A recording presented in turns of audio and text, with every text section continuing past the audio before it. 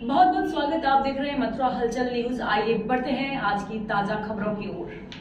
जमीन पर जबरन कब्जा करने और जान से मारने की धमकी देने का आरोप लगाते हुए जितेंद्र पाल पुत्र विजय सिंह ने वरिष्ठ पुलिस अधीक्षक मथुरा को शिकायती पत्र देकर कार्रवाई की मांग की है। वहीं घटना से जुड़ा वीडियो सोशल मीडिया पर तेजी से वायरल हो रहा है। शिकायती पत्र के अनुसार जितेंद्र पाल की जमीन मौजा रावल थाना जमराबाद क्षेत्र में स्थित है, जिसको लेकर न्यायालय में मुकदमा विचाराधीन है।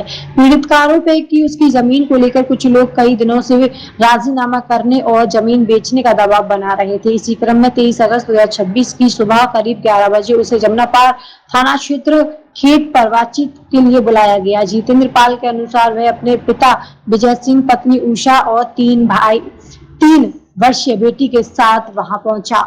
आरोप है कि वहां मौजूद लोगों ने परिवार पर जमीन बेचने का दबाव बताया।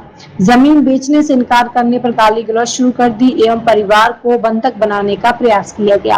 विरोध करने पर आरोपियों ने कथित रूप से जान से मारने की धमकी देते हुए कहा कि अगले दिन खेत पर आने पर उसे मार दिया जाएगा और जमीन पर कब्जा लिया जाएगा।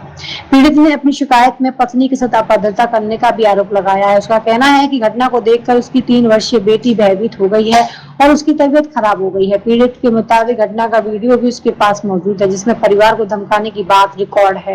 यह वीडियो अब सोशल मीडिया पर तेजी से वायरल हो रही है। जितेंद्र पाल ने वरिष्ठ पुलिस अधीक्षक से मामले की जांच कर आरोपी के खिलाफ कार्रवाई की मांग एवं जमीन को जबरन कब्जा लेने से बचाने की मांग की है। क्या नाम है और एसएसपी ऑफिस आई, क्या समस्या लेकर आए? मेरा नाम जितेंद्र है और मेरी समस्या ये है कि मेरा एक खेत है रावल बांगर में, खसरा संख्या 2 में।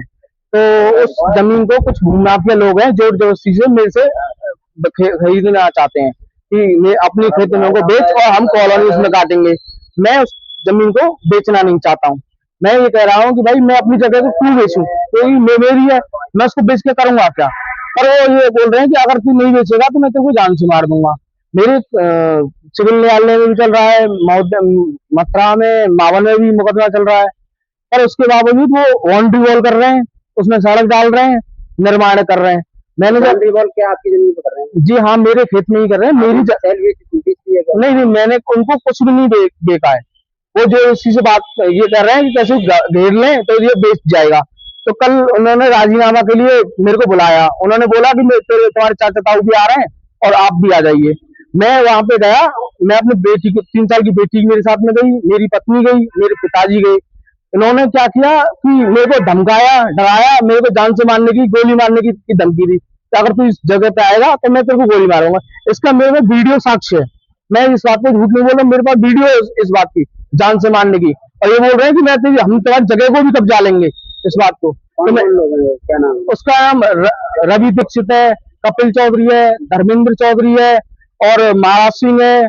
महाराज सिंह मेरे ताऊ है और एक हुक्म सिंह ताऊ है, राम कुमार है, रामू है। ये सारे ये रवि दीक्षित और कपिल चौधरी, इन लोगों के द्वारा कब्जा किया जा रहा है। हाँ, इनके द्वारा कब्जा किया जा रहा है। इनसे एक और दबंग व्यक्ति है, उसमें वो मेरे को साफ साफ क्लियर धमकी दिया कि हम तेरी जगह को हड़पेंगे, हम उस पर निर्माण करेंगे और तेरे को रोक जा और हमारी ऊपर तक बहुत पहुंचे। तो इसकी शिकायत आपने कहा? मैंने डीएम साहब को भी करी है, मैंने कप्तान साहब को भी करी है कि मेरी जगह को बचाया जाए, मेरे को न्याय दिया जाए, इन दोषियों के खिलाफ FIR दर्ज कर दिया। वीडियो है आपके पास, थाने गए थे आप? मैं थाने गया था, थाने से बोल दिया कि आप बैठ के उनसे बात कर लीजिए। मैं उनसे बात क्यों करूंगा जब मेरे को वो धमका रहे हैं, मेरे को मार रहे हैं, मेरे को पीट रहे हैं, मेरे बच्चों को धमका रहे हैं। मेरी बेटी 3 साल की, उसको बुखार आ चुका है।